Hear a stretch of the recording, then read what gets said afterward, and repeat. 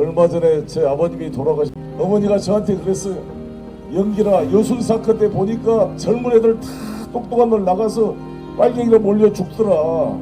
영길이 네가 학생운동, 노동운동을 하더라도 변호사 자격을 가지고 네 스스로를 보호해야 안 죽을 수 있다. 이렇게 어머니가 했던 말이 귀천에 지금도 저를 때립니다. 국민통합정부를 만들어갈 이재명을 우리 공유해서 지지해 주시겠습니까?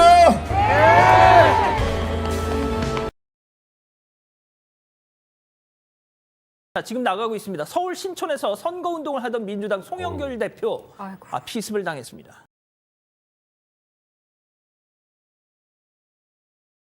소나무당 송영길 대표가 법원을 빠져나오자 더불어민주당 의원들이 환한 얼굴로 반깁니다.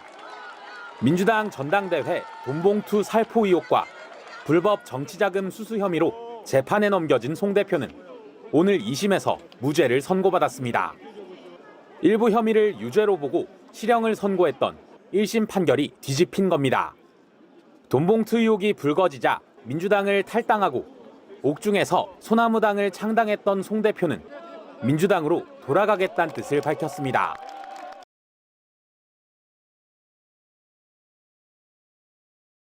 그 당시에 한마디로 이재명 대선 후보 지금 패배했는데 그냥 이대로 있으면 윤석열 대통령 집권하면은 그 검찰 수사로 완전 정치 생명 끝난다.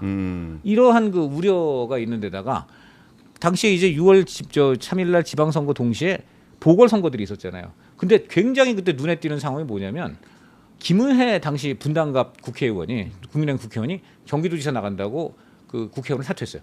자, 분당갑이 어디입니까? 바로 이재명 성남시장 시절 이재명 시장의 어떤 지역구나 텃밭 아니겠습니까? 네네네. 그 거기에 지금 당이 전략 공천을 할지 모른다 이거예요. 당 지도부가 이미 송영길 전 대표는 대표를 떠났고 대표직을 그 후임 대표는 당시에 그 친문 계열의 비대위였거든요. 자, 친문 당 지도부가 이재명 대선 후보를 분당갑에 전략 공천을 할 가능성이 있는데 그러면 안철수가 그때 이재명 나와 나랑 붙자 그랬는데 당시 분당으로 와 그랬죠. 안철수는 네. 막 그때 윤석열 대통령하고 단일화를 해가지고 지금 공동 정권 그래서 그때 기세가 하늘을 찌를 때란 말입니다.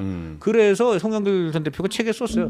거기 나가면 질 가능성이 굉장히 크다. 그럼 지면은 그야말로 이제 완전 끝이고 완전 정치생명 끝난다. 뭐 사법 리스크를 이제 안고 가는 거죠. 그러니까 네. 이 자기가 지켜줘야 된다는 판단에서 그래서 개항을 내준 거죠. 일각에서 돈거래설 얘기하는데 말도 안 되는 얘기고. 돈거래설도 있었어요. 돈거래설 근데 거기다가 돈거래설이 있어.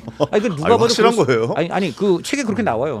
책에 나와요. 무슨 일부 유튜버들이 그 말도 안 되는 돈거래설 얘기하는데 전혀 없었다. 이제 이렇게 하는데 왜 돈거래설이 나왔냐면 누가 봐도 국회의원이 목숨보다 소중한 지역구. 그렇죠. 지역을 내주기 쉽지 않죠. 계양을이 예. 그리고 민주당이 굉장히 유리한 곳이에요. 그거는 인정해줘요. 그러니까 사실 꿀 지역구, 네, 꿀 지역구를 던지고 그 다음에 명분도 없어. 아니 인천 국회의원이 왜 서울시장을 나갑니까? 명분도 없잖아요. 보통 승산이 없으면 명분은 챙겨야 되는데 이건 명분도 없거든. 그때 당시 생각해봐도 여론조사도 꽤 낮게. 그럼요. 그러니까 그래서 상대가 안 결국은 되게 거의 나오고 20%포인트 있었죠. 차로 졌어요. 맞아요, 거의 맞아요. 엄청난 대패를 했는데 네. 자, 그러니까 이 사람들이 도대체 그러면 돈거래 아니고서 뭐냐 이렇게 주장하는 사람들이 나온 거예요. 그럼 의리입니까 그냥? 이건 거의 완전히 의리 이제 거룩한 마음이지. 민주당을 위한 거룩한 마음이었던 이재명 겁니까? 정확히는 이재명 당시 이제 잘못하면은 깜빵 갈 가능성이 높아진 이재명을 위한 거룩한 마음에. 돌고 돌아 다시 민주당에 복당을 해서 공천을 이번에 아마 당무위원회 확정 절차를 거쳐야 되는 걸 알고 있습니다만 지명해 주신 정청래 대표님과 지도부 여러분께 감사를 드립니다. 사랑하는 계양 주민들에게 감사를 드리고 김남준 후보님 공천을 축하드립니다. 당의 명령에 따라 최선을 다하도록 하겠습니다.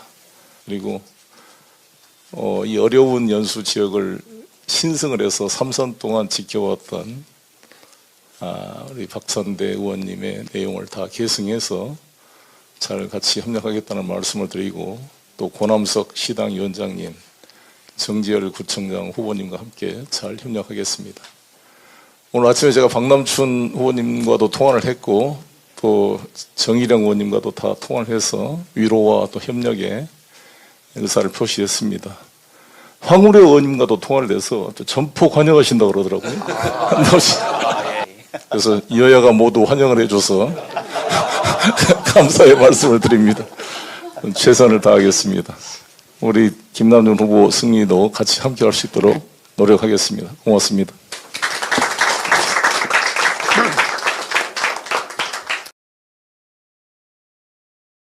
저는 송영길 전 대표의 워딩을 보면서 이분은 진짜 프로페셔널하다라고 느꼈던 게 네. 이렇게 말합니다. 아침에 이제 후보 확정이 어제 됐잖아요. 네. 제일 먼저 통화한 게 박남춘과도 통화했고 박남춘이라는 사람은 그렇죠. 연수갑에 유력하게 거론되는 후보였거든요. 맞아요. 쉽게 얘기하면은 네. 본인 자체가 이제 전략공천으로 오게 되다 보니까 출마의 기회를 잃어버린 박남춘하고 통화를 했다라는 거고 그다음 또 누굴 통화했냐?